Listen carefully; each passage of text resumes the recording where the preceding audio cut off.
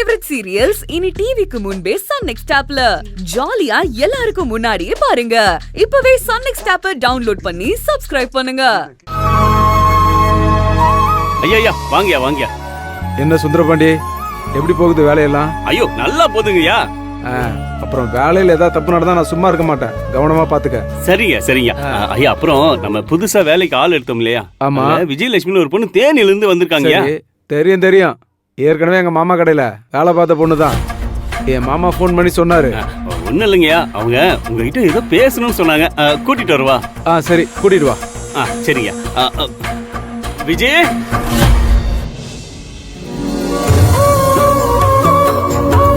அப்பா வெங்கடாச்சலபதி, நம்ம கடை நம்பர் 1 வரணும். எப்படியாவது வர வச்சிரு.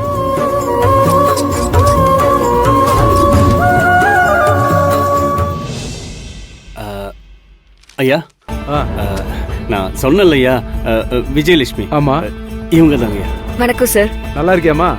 நல்லா இருக்கேன் சார். உன்னை பத்தி எங்க மாமா ரொம்ப பெருமையா சொன்னாருமா. அதே மாதிரி உன் வேலை ரொம்ப சுத்தமா இருக்கும். காசு விஷயத்துலலாம் நீ ரொம்ப நேர்மையா நடந்துப்பன்னு சொன்னாரு. இங்க பாரு, தேனில இருந்த பொண்ணு எங்க மாமா கிட்ட வாங்கின கடன் அடைக்கிறதுக்காக ஊரை விட்டு இங்கே வந்திருக்க. இதுலயே தெரியுது நீ எவ்வளவு நேர்மையான ஆளா இருப்பன்னு. என்ன சொல்லுமா, என்ன ஏதோ பாக்கணும்னு சொன்னியாமே? சார் என்னடா இப்படி கேக்குறாளேன்னு தயவு செஞ்சு தப்பா மட்டும் எடுத்துக்காதீங்க. அட எதுவா இருந்தாலும் சொல்லுமா.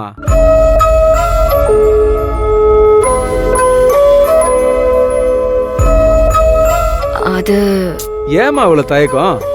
எதுவா இருந்தாலும் கேளுமா. கேளுங்க. எனக்கு ஒரு உதவி பண்ண முடியுமா சார்? என்ன உதவிமா? என் பொண்ணை சென்னையில இருக்கிற ஒரு நல்ல ஸ்கூல்ல சேர்க்கணும்னு ஆசைப்பட்டேன். என் பொண்ணும் பெரிய ஸ்கூல்ல படிக்கணும்னு ரொம்ப ஆசைப்படுறா. என்கிட்ட இப்போ 50,000 ரூபாய் தான் இருக்கு. ஆனா நான் பார்த்து வச்சிருக்கிற ஸ்கூல்ல டொனேஷனே 1,00,000 கேக்குறாங்க. அதனால 1,00,000 ரூபாய் முன்பணமா கொடுக்க முடியுமா சார்? 1,00,000?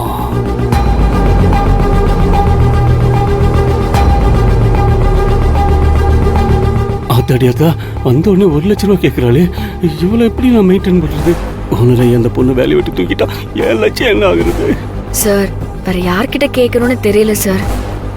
ஊருக்கு வர நான் புதுசு, எனக்கு வேற இங்க யாரையுமே தெரியாது. என்னம்மா நீ இப்பதான் உன்னை பத்தி பெருமையா சொல்லிக்கிட்டு இருந்த, டக்குன்னு பணம் கொடுங்கன்னு கேக்குற? இன்னைக்குதான் முதல் நாளா வேலைக்கு சேர்ந்த, இன்னும் வேலையை கூட ஆரம்பிக்கல. எங்க அக்கா வீட்டுக்காரர் சொன்னதுனாலதான் என்ன ஏதுன்னு கேட்காம கூட நான் வேலைக்கு சேர்த்துக்கிட்டேன். வந்த அன்னைக்கே 1,00,000 ரூபாய் கேட்டா நான் என்ன நினைக்கிறது, என்னத்த சொல்றது? எல்லாம் குழந்தையோட படிப்பு விஷயத்துக்காக தான்.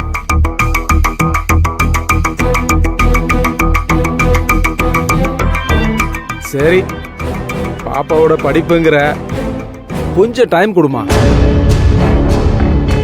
ஒரு வாரம் போட்டோம். நீ எப்படி வேலை பார்க்கற என்ன ஏதுன்னு பார்த்துட்டு அப்புறம் யோசிப்போம். சார் டைம் இல்ல சார். நான் 5,00,000 ரூபாய் கடனை கொடுக்கறதுக்காக தான் வந்திருக்கேன். இப்போ இந்த 1,00,000த்தையும் சேர்த்து 6,00,000 ரூபாய் கடனை என் சம்பளத்துல கழிச்சுக்கோங்க சார். அட என்னம்மா நீ, கடனை கழிக்கிறதுக்காக உன் வாழ்நாள் இந்த கடையிலேயே கழிச்சிருவ போல இருக்க. ரைட்டு விடு. நீ கொடுத்துருவன்ற நம்பிக்கைலாம் இருக்குமா? இந்த விஷயம் எங்க அக்காவுக்கு தெரிஞ்சா தேனில இருந்து போனை போட்டு கத்துவாங்க.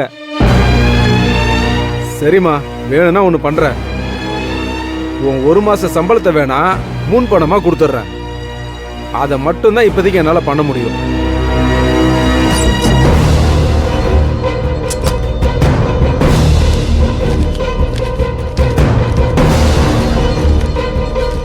என்னம்மா?